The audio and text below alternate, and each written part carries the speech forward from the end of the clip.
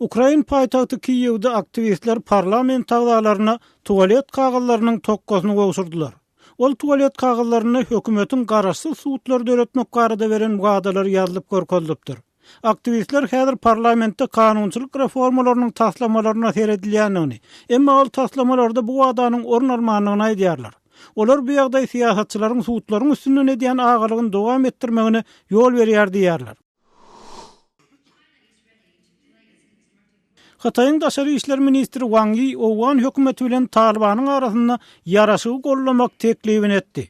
Ol Pakistana 2 günlük sapar mahalyna çykyp görledi. Şeýle dol Hataýyň prezidenti Xi Jinping'in ilkinji döwlet saparyny gelýän aýlarda Pakistanyň başlajagyny tasdik etdi.